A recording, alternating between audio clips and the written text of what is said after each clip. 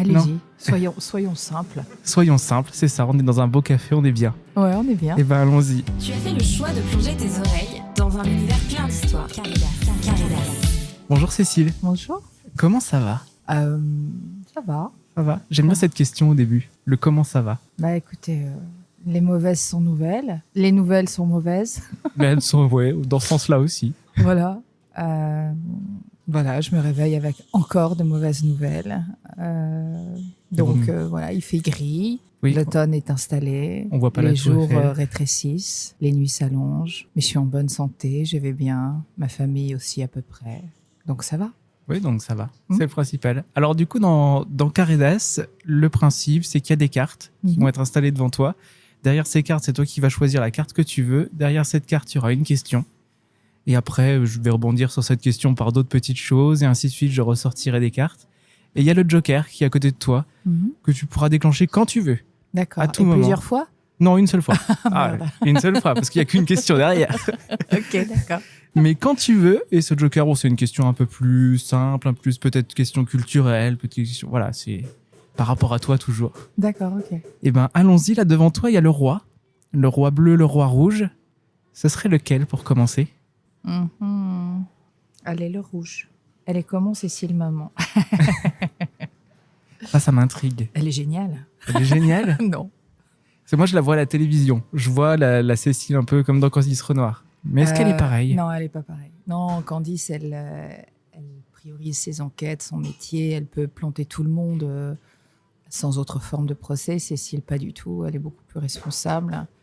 En fait, je pense que le métier de maman, c'est un métier qui s'apprend tous les jours et sans s'arrêter, quoi. Vous voyez, là, j'en ai une qui a 15 ans. Bah, je suis en train d'apprendre à devenir une autre maman que celle que j'étais il y a 2 ans. Il faut que j'arrive à m'adapter, il faut que je garde le dialogue, il faut que je ne juge pas, il faut que je me souvienne comment j'étais. Il faut que je tolère, que j'accepte et en même temps que je coupe les branches qui poussent mal, quoi. Donc, et lesquelles? Est-ce que je me trompe pas? Tout en ayant beaucoup d'amour, quand des fois on a envie de hurler et de sortir et de laisser ses enfants tout seuls. Voilà. Et puis il faut aussi être équilibré dans son amour pour chacun, que l'un ne souffre pas de l'amour que je porte pour l'autre, mesurer ses compliments à l'une pour ne pas oublier l'autre, même quand l'autre ne le mérite pas. Enfin bon, c'est un travail à plein temps. C'est un métier, c'est une fonction, mais c'est aussi, et c'est la seule chose d'ailleurs qui réunit le métier, la fonction et l'être, quoi. Et toi, en tant que femme, tu te définirais comment? Question difficile. J'ai mis très longtemps à accepter que j'étais une femme déjà. J'étais Comment plus ça? garçon manqué. Ok. J'aimais pas la féminité, j'aimais pas l'effort qu'il fallait faire pour être une fille. Je trouvais que c'était des mensonges. Le maquillage était un mensonge. Même les vêtements étaient pour moi des habits de fête ou des déguisements. Avant d'aller à une soirée, je disais On a un très petit café qui naturellement, arrive, juste à merci. côté de nous. Avant d'aller faire la fête, c'était... je me déguise comment, mais c'était pas calculé. C'était, voilà. Se déguiser carrément. Ouais, je me déguisais en fille. Alors, sans pour autant y aller avec des fanfreluches. J'y allais... déjà, c'était pénible de mettre une robe, c'était pénible de mettre une jupe, c'était les chaussures de fille, je ne sais pas ce que c'est d'ailleurs, mes pieds eux-mêmes ne le supportent pas. Donc... Et aujourd'hui encore? Aujourd'hui, j'ai appris un peu, je crois que ça va avec l'acceptation de soi, en fait. Mais c'est un très long travail, peut-être le travail d'une vie. Donc la femme, je me sens plus être humain que femme. C'est déjà une belle chose. Ouais, c'est pas mal. Parce que l'être humain, c'est très bien. On peut le dire comme ça. Et parce que là, on est rentré dans un sujet que j'avais pas prévu forcément tout de suite. On va repartir sur la partie actrice. Enfant, tu te voyais déjà actrice? Ouais. Déjà, depuis c'est toute une petite. vocation, ouais. D'accord. À 4 ans, je le formulais déjà. Je serai comédienne quand je serai plus grande. Et ça a commencé quand? On va dire déjà la partie peut-être théâtre ou en tant qu'enfant. Non, c'est parce que je jouais beaucoup, je faisais le clown et les amis de mes parents, tout simplement, on dit c'est pas une fille que t'as, c'est une comédienne. Donc c'est rentré dans ma tête et Voilà, on a mis une C'est un pièce beau dans le rôle. jukebox et Ouais. j'ai grandi, ça a poussé et ça a été une évidence au point que, comme je voyais aucun comédien, moi je suis de banlieue bordelaise, je voyais aucun comédien autour de moi, donc je pensais que le métier, en fait, il ne se faisait qu'à Paris. Enfin, il y avait une certaine naïveté. Donc j'ai cherché d'autres métiers en me disant, moi je pourrais pas parce que j'habite pas Paris, je pourrais pas. Je me disais même pas que j'allais déménager ou quoi que ce soit dans ma grande, immense naïveté. Et puis, euh, et puis à 16 ans, ça s'est imposé. Je suis rentrée chez moi, j'ai dit maman, inscris-moi à un cours de théâtre, j'ai besoin de jouer. Et ça tombe bien parce que j'étais quand même en errance à l'école, ça fonctionnait pas bien, je trouvais pas ma place. J'étais toujours un clown. J'avais inventé la secte des cornichons, j'ai laissé pousser un petit ongle très long. Je me cherchais, j'étais Il y a toujours un petit ongle très long. Ah non, toujours un ça peu va. le petit, vous voyez, Ouais, toujours un petit peu plus, ouais, toujours un effectivement. peu plus. Et c'est toujours parce que là, vous le voyez pas trop parce que j'ai laissé pousser les autres. Oui. Mais il arrivait jusqu'à l'annulaire, l'ongle de. D'ailleurs, le de lycée pensait que je sniffais de la coke parce que c'était pratique pour mettre dans le nez. D'accord. Ouais. Ouais, Et comme pas- j'avais un caractère un peu chelou, c'était facile d'imaginer que j'en sniffais. Ouais, Un caractère d'actrice, on pourrait dire comme ça. ouais, j'étais. Mais d'ailleurs, je faisais un bac dessin, peinture, histoire de l'art. D'accord. Mm. Tout en rapport avec ça. Tout en rapport avec. Ouais. Et une actrice, c'est quoi? Question très vague, Mm. mais de ton point de vue. Ben, je crois que ça dépend vraiment des gens. Vous voyez, je vous parlais tout à l'heure de l'être et la fonction. Euh, Ça a longtemps été mon être. Très longtemps. Et arrivé à un moment, il n'y a pas si longtemps, c'est devenu une fonction. Parce que être comédienne, quand je disais être, hein, ça veut dire ça fait partie de mon être. Ça ne veut pas dire que je joue à longueur de journée avec tout le monde, pas du tout. C'est-à-dire qu'on ne peut pas faire autrement que d'être acteur. Fondamentalement, il y a toujours ça. En moi, parfois, je cherche quel métier j'aurais pu faire ou quel métier je pourrais faire. Ou je trouve rien. Et c'est vraiment des réflexions que j'avais ou que je peux avoir quotidiennement. Donc, ça fait partie de mon être. Mais aujourd'hui, je préfère que ça reste une fonction pour me libérer de plein d'autres choses au quotidien et élargir un peu ce que je suis. Mais j'ai pu entendre dans d'autres interviews que tu as dit que le métier d'actrice, c'était plus pour toi une obligation par moment. Plus une obligation pour vivre, surtout après Angélique. Ah, voilà, c'était il y a longtemps alors ça. Ouais. Mais qu'au bout d'un moment, en fait, tu t'es un peu remis en question sur ce métier parce que tu vois, je sais pas comment le dire, tu voyais pas trop l'utilité au début ou que. Ouais, ça doit dater de très oui. longtemps parce que c'est pas quelque chose que je dirais aujourd'hui, mais j'ai dû faire cette interview quand j'avais été blessée de l'après-Angélique. Ouais, je pense que c'est J'ai ça. fouillé sur beaucoup d'endroits. Ouais. Je suis allé très loin. C'est bien de me rappeler qu'à un moment j'ai dit ça parce que aujourd'hui j'aurais pas pensé. Aujourd'hui, les choix, ils sont. Oui, si tu fais tes choix aujourd'hui. Aujourd'hui, je fais mes choix. J'ai cette chance-là, hein, beaucoup grâce à Candice. En tout cas, le choix de dire non. Okay. Pas nécessairement le choix de dire tiens, j'ai entendu parler de tel rôle, etc. Je vais y aller, je vais leur dire de me le donner. J'ai pas ce choix-là. Okay. Mais j'ai le choix de me dire non, celui-là, je le veux pas, je le ferai pas, ou bien je peux pas le faire tout simplement parce que j'ai un emploi du temps qui s'y prête pas.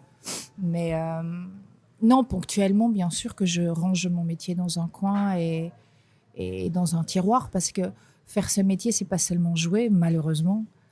C'est tout ce qu'il y a autour. C'est tout, ça reste un métier. Ouais, ça reste un métier. C'est tout ce qu'il faut traverser, c'est tout ce qu'il faut entendre, c'est tout ce qu'il faut accepter. Et c'est vrai que parfois, ça pèse plus lourd dans la balance que simplement jouer, quoi. Et comme tout à l'heure, on parlera de signalement. Signalement, c'est un choix que tu as fait. T'avais envie de ce rôle. J'avais plus envie.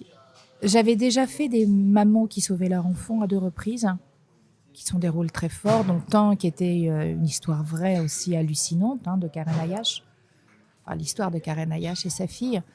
Mais j'avais envie de travailler avec Éric Métayer et découvrir son monde. Le rôle, le personnage, l'envie de jouer le personnage est arrivée après l'envie de travailler avec Eric. Et si on parle, on parlera de signalement tout à l'heure, mais en parlant de Candice, qu'est-ce qu'elle t'a apporté, Candice, sur l'évolution déjà de toi et sur ta carrière aussi? Elle m'a beaucoup apporté. Elle J'en ai m'a apporté l'impression. la notoriété auprès du public. Je l'avais, mais un peu, quoi. Même Angélique, si ça a fait beaucoup de bruit, c'était un événement très parisien. Candice, c'est un événement plus provincial, probablement. Donc, elle m'a apporté l'amour du public, parce que je reçois beaucoup, beaucoup d'amour de la part du public. Elle m'a apporté confiance en moi. Elle m'a permis de travailler dans plein de sens, de travailler, de gagner ma vie. Ça, c'est énorme quand on fait ce métier. Mais elle m'a aussi permis de travailler le fond, de reprendre confiance en moi, d'explorer, le mélange entre Oui, exploiter c'est et ça. explorer. C'est un beau mot quand même. Explorer. Oui. Un très beau mot quand même. Ouais, exactement. Des facettes que je craignais d'aborder ou bien que je pensais ne pas avoir. Elle m'a assise dans la comédie alors que j'étais pas à l'aise dans cet exercice. Et puis voilà, auprès du métier aussi, elle m'a permis d'avoir une reconnaissance, c'est pas ce que je dirais, mais voilà un nom qui permet aux gens de penser à moi sur des projets. Et Candice, là, on en parle comme si c'était une vraie personne. Ouais. Et même sur d'autres interviews que j'ai pu entendre, tu en parles à chaque fois comme si c'était quelqu'un qui existait. Ouais, je crois que c'est quelqu'un qui est venu m'accompagner dans ma vie, ouais. D'accord. Ouais, un petit feu follet. Oui, un feu follet surtout. Quand on peut voir Candice à l'écran, oui, c'est ça. Et rien voilà. à voir avec la personne que j'ai en face de moi. C'est pas pareil. Non, on est différentes. On a du mal à le croire, mais on est très différentes. Là, j'ai une personne plus discrète et Candice est beaucoup plus, oui, comme on le disait, feu follet. Elle vit beaucoup. Elle vit et fort. Elle parle, voilà. Elle parle fort, elle vit fort, Oui. elle s'exprime fort. Hein. Elle a confiance en elle. Ouais. Même si, bon, ça, on pourrait De temps en reparler temps, elle tombe, Oui, mais c'est d'un excès de confiance en elle quand elle tombe. c'est ça. On va passer à la deuxième carte. La reine rouge ou bleue. Oh, la bleue. Ah. Oh, la rouge. Oh, mince, je n'ai pas influencé.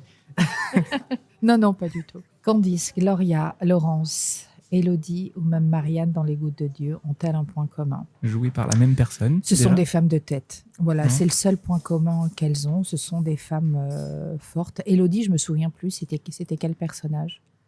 C'était dans Addict.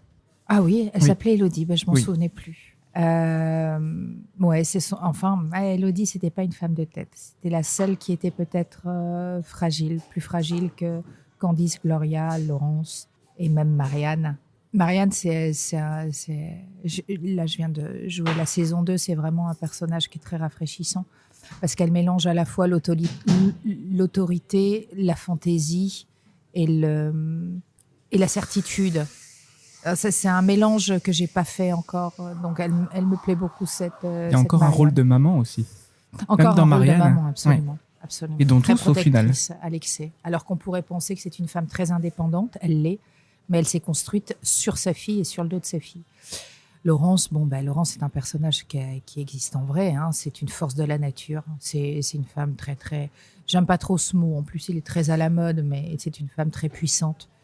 Mais dans ses actes, beaucoup. Et un caractère très féroce. Gloria, elle se révèle. Hein. C'est un personnage qui s'est révélé. Elle n'aurait pas eu l'adversité qu'elle a traversée. Elle n'aurait jamais su qui elle était. Quant à Candice, on vient d'en parler. Quoi. C'est Oui, un voilà. feu follet. Donc, ce sont des femmes fortes. Tous des femmes fortes. Et toi, est-ce que tu es une femme forte? Ça dépend des endroits. D'accord. Ouais, je crois que j'ai moins... Ça, ce sont des femmes qui portent... moi aussi, je porte, mais pas dans les mêmes endroits, quoi. Je porte beaucoup mon foyer. Je suis quelqu'un qui porte beaucoup mon foyer. La famille, Maintenant, c'est est-ce que je important. porte le reste? Je suis pas sûre. Alors que elle porte le foyer, les combats, elle porte tout. Moi, je mesure. Je pense que j'ai pas les épaules assez larges pour être ces héroïnes. Pour être ces héroïnes. Et comment tu définirais la femme qui est en toi? Alors tout à l'heure, on parlait que tu te sentais pas forcément femme. Ouais. Mais... La personne, l'être humain qui est Oui, en moi, voilà. on va dire. Oui. Je me sens mesurée. sensible. J'ai découvert en lisant un livre il n'y a pas longtemps, là où je croyais que j'étais agoraphobe parce que je supporte pas la foule. En fait, j'ai compris que c'était une question de sensibilité, où je sens les présences et ça m'agresse beaucoup. Et pourtant, en tant qu'actrice, il y a le côté foule aussi, avec tout ce Oui, qui mais est c'est le technicien, paradoxe. tout ce qui est... Oui, Ouais, mais je suis abritée par un personnage. Et puis quand je dois crier, pleurer et tout, c'est quelque chose d'horriblement impudique. Donc si on fait pas abstraction et si on n'a pas appris à faire abstraction du regard des autres sur un plateau, on le fait pas. Et Candice m'a appris ça. C'est Oui. une des choses que Candice m'a apprises. parce que même dans Candice ou même dans d'autres, il y a des scènes qui sont assez importantes. Des scènes avec, on va dire, des scènes même en tant que en tant que policier, en tant que... C'est des scènes qui sont assez violentes, assez... Je fais abstraction. La seule Oui. chose où j'arrive pas encore à faire abstraction, c'est sur la nudité. Donc je suis très pudique. Et ça, en revanche, ça a toujours été compliqué pour moi et ça reste compliqué pour moi s'il y a une scène d'amour ou s'il faut se déshabiller. Voilà, ça c'est... Mais sur un plateau, j'arrive très bien à faire abstraction. Dans la vie, j'arrive à faire beaucoup moins. Mais j'ai beaucoup de timidité aussi. Je demande souvent à mon amoureux de demander à ma place quelque chose à un serveur ou C'est lui qui dans fait. la rue. Il me connaît par cœur, donc maintenant Ouais. il le fait. Ou il me dit non, tu prends sur toi et tu y arrives. Et c'est compliqué. Donc voilà, je suis une grande timide. J'essaie d'être juste. Je dis j'essaie parce que j'y arrive évidemment pas. Je suis curieuse des gens, beaucoup moins des choses. Ça peut me mettre des complexes parfois, cette absence de connaissance de choses. Mais ouais, je connais mieux les gens que les choses. Mais comment on combat tout ça? Tout ce côté, on va dire qu'il pourrait être de la timidité, peut-être du manque de confiance en soi aussi? Ouais. Ou... Aussi. C'est au jour le jour selon les situations. Il y a, des fois, ça mérite un petit combat, des Ça, c'est fois un plus plus gros, une- et puis des fois non. Ça, Donc, c'est je plus une laisse question ma qui nature. pourrait aider d'autres, on va dire. Ouais. Pourrait- Je crois qu'il faut choisir ses combats, en fait. Et puis, il faut accepter qui on est aussi. Moi, j'ai fini par accepter qui j'étais. Et à force de timidité, parfois, on inhibe aussi des parties de soi. Et vous voyez, maintenant, j'arrive à un âge où je suis en train de me dire, mais pourquoi les inhiber? Pas les cacher, mais les inhiber. Et je suis en train de me redévelopper différemment. Je vis une autre adolescence, en fait. J'ai l'impression, aujourd'hui, où je me défais un peu du regard de l'autre, mais surtout où je me dis, bon, ben voilà, si ça c'est différent, autant l'assumer tout à fait et pas s'abîmer à travers soit le regard des autres, soit l'indifférence aussi des autres. Parce que c'est toujours très cruel, l'indifférence des autres. Donc, voilà, je cherche au fond ce que j'aime, ce que je suis, et j'apprends encore. Et j'essaie de m'émanciper parce que la liberté, ça passe aussi par s'émanciper du regard des autres. Et qu'est-ce que, en parlant de tout ça, de toi, quels conseils tu donnes à tes filles sur leur vie future par rapport à tout ce qu'on vient de dire depuis tout à l'heure? Je suis prise entre deux feux, qui est celui de les faire grandir dans une enfance heureuse, parce que je pense que c'est une bénédiction d'avoir l'opportunité de leur offrir une enfance heureuse par les temps qui courent, et leur faire prendre conscience que le monde est dégueulasse et que ça va être très compliqué pour elles en tant que femmes. Donc il y a cette ambivalence en permanence. Quand je vois mon aîné de 15 ans qui me dit je vais être princesse Kiss à la soirée, je lui dis c'est quoi princesse Kiss? J'ai un corset rouge, j'ai des bisous partout sur le haut de ma poitrine. D'accord. Et j'ai un petit jupon qui arrive sous les fesses et file-moi tes talons rouges. Je suis obligée de lui expliquer que non. Non. C'est possible. Oui, à 15 ans en plus, oui, effectivement. Voilà, donc j'ai dit, tu peux, dans la sphère privée de tes amis, et encore, qui sont tes amis, combien sont-ils, chez qui tu vas exactement, et lui dire, alors, je t'explique. La vodka qui glisse dans les verres à la place de l'eau, j'imagine que ça t'arrive à tes fêtes déjà. Oui, maman. Ok. D'accord. Donc les verres, c'est toi qui te les sers et tu les gardes dans ta main. Tu sais pas si on peut pas glisser un truc dedans. Voilà. Donc je suis obligée de faire de la prévention autour de ça. Lui expliquer aussi que une femme, ça sera toujours plus compliqué. Il faudra faire 2 fois plus ses preuves. qui a une agression permanente autour de la femme, quelle qu'elle soit. Mais ça, j'y vais petit à petit parce que je ne veux pas qu'elle ait peur des hommes. Je ne veux pas qu'elle ait peur de l'extérieur au moment où justement elle quitte l'intérieur que je représente pour explorer l'extérieur. Et je veux pas qu'elle en ait peur. Je veux qu'elle ait de la force et la prévenir de tous les dangers. J'ai peur que ça l'inhibe plutôt que ça la déploie. Donc c'est une frontière très très délicate. Et je ne sais pas, j'ai pas le mode d'emploi, donc c'est ce que je vous disais au début, quoi. J'apprends avec elle comment C'est une belle l'ouvrir chose. au monde. Ouais. Alors là, pour faire un petit résumé de ces deux parties, avec ces deux premières cartes où on a parlé plutôt de toi, en même temps de ta carrière aussi au milieu par rapport à toi, la question très globale par rapport à tout ce qu'on vient de dire, qui es-tu, Cécile Bois? Parce qu'on a dit beaucoup de choses par rapport à toi, mais au final... Bah, une parmi tant d'autres. Ouais. Ouais. Moi, je vois une belle personne, une personne qui parle bien, qui est touchante en même temps dans ce qu'elle dit. De mon avis, de ce que j'ai entendu et de ce que je vois en face de moi. Je suis un être assez pacifié. Je travaille la tolérance tous les jours. Je la combats même. Je voudrais croiser plus de gens comme moi à cet endroit-là, mais moins de gens comme moi à d'autres. Je suis quelqu'un de gentil, foncièrement gentil, je crois. Je crois. Ouais, je crois. Oui, parce que j'ai pas. Ma sœur vous dirait peut-être pas ça. Parce que je l'ai faite souffrir quand elle était jeune. On a tous fait souffrir nos frères voilà, et sœurs. c'est ça. Non, mais des trucs bien dégueulasses. Donc, j'ai pas toujours été très gentille. J'ai encore moins été quelqu'un de très juste. Mais bon, j'ai appris, quoi. Non, voilà, je suis quelqu'un de très... qui a besoin de beaucoup de calme, beaucoup de douceur, de solitude aussi, de paisibilité, de bienveillance. Je suis très, très altérée par le monde, donc voilà, je me sens pas en harmonie avec le monde. Mais on reste sur le fait que tu es une belle personne quand même, du coup. Bah ça, c'est aux autres d'en juger, c'est pas à moi de dire. Vous voyez la fille que vous voyez, c'est une belle personne. Voilà, on va le dire comme ça. Moi, je vois, donc je le dis. On va passer à la troisième carte et après on parlera un peu plus de l'actualité avec signalement, avec même d'autres petites choses, encore quelques petites questions aussi sur Candice. Ce serait laquelle de cartes sur l'as qui est en face de toi? Ah, cette fois c'est le bleu. On a eu le J'avais pas, c'est marrant, j'ai regardé les couleurs. Depuis tout On à l'heure, m'appelait Madame Couleur quand j'étais jeune, faut le savoir. Il y a que le bleu depuis tout à l'heure. Non, il y a que le rouge. Non, ouais, j'ai choisi que voilà. le rouge pour l'instant. Mais c'est ça, j'ai choisi le rouge parce que. Mais il y a toujours ce petit joker là-bas qui. Ouais, non, ça va. Et en ce moment, je vire au bleu. C'est pour ça que je suis tentée par le bleu. Mais là, il y a le cœur ou il y a le carreau. Donc, je vais choisir le cœur, évidemment. As-tu une anecdote de tournage? J'imagine que j'en ai plein, il faut les retrouver. Et ça viendra. Je réfléchis. J'ai des anecdotes qui sont pas cool et j'ai des anecdotes qui sont très drôles. Les drôles, elles sont forcément sur Candice. C'est peut-être pas la plus drôle pour vous, mais il y en a deux comme ça, 2 fois où j'ai pas pu tourner parce que j'ai ri. La première fois, c'était dans un film de René Ferré avec Samuel Le Bihan. C'était une scène d'amour. Le réalisateur, par délicatesse, a demandé à toute l'équipe de sortir. Et il y avait la caméra qui rasait le lit.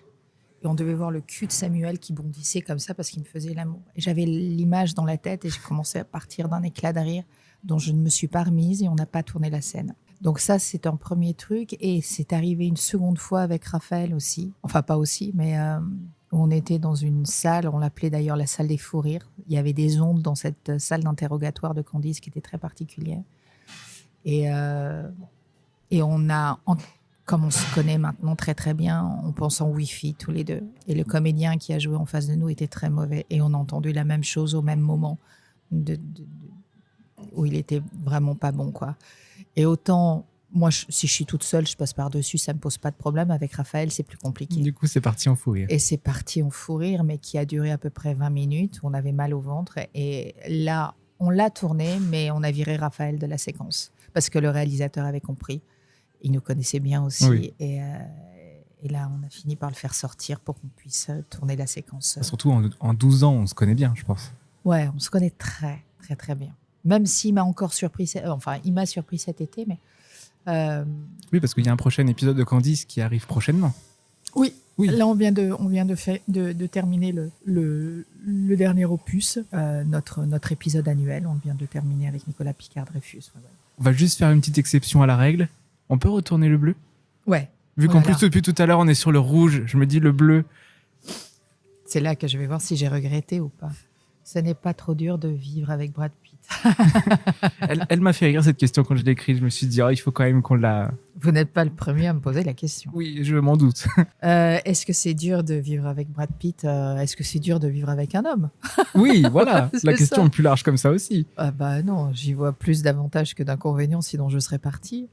Quant à vivre avec l'homme qui fait la voix de Brad Pitt, j'avoue que quand je l'ai rencontré, je n'ai pas entendu la voix de Brad Pitt quand d'autres me disaient « Mais attends, sa voix, Cécile, tu dors avec la voix de Brad Pitt?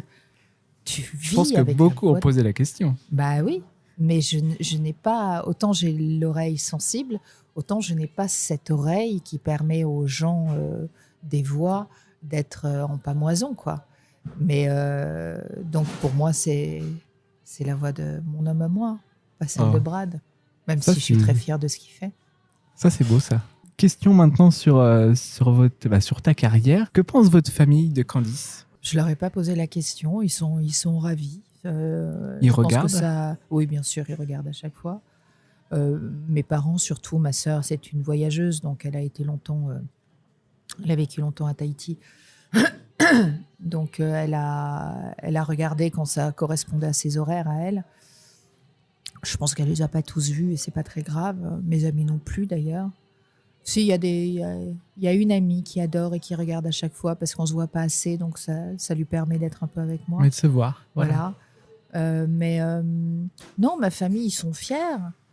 Mon père, quand j'avais fait Angélique, il avait fait un classeur de tous les articles qu'il m'a offert en cadeau à Noël l'année qui a suivi l'arrêt d'Angélique. Il n'a pas fait la même chose sur Candice, heureusement, parce que les articles, c'était... Il y en a beaucoup maintenant. Ouais, voilà, il y en a beaucoup. Surtout en 12 saisons quand même. Ouais, mais je crois que ça l'a rassurée parce que, franchement, j'étais mal partie. C'est un instituteur. J'ai mis du temps à me trouver, à m'équilibrer. J'étais pas une très bonne élève. Enfin, si, au début, puis de moins en moins. J'étais une menteuse professionnelle. Il me maîtrisait pas du tout, quoi. Donc là, tout à coup, que je fasse Candice, je crois que ça lui a permis de voir l'oiseau sur la branche et d'un arbre et d'un bel arbre. Donc, maman a été rassurée, papa a été fier, je crois, et un peu rassuré aussi. Et là, il y a Signalement qui est diffusé sur France 2. Oui. Comment on arrive dans ce genre de projet ? Très Parce qu'alors, simplement. c'est un projet quand même plutôt fort, quand même, au niveau de l'histoire. C'est un sujet très fort qui avait été développé chez TF1 à l'origine, et c'est pas moi qui devais le jouer. Finalement, TF1 a changé de ligne éditoriale sur ces sujets-là.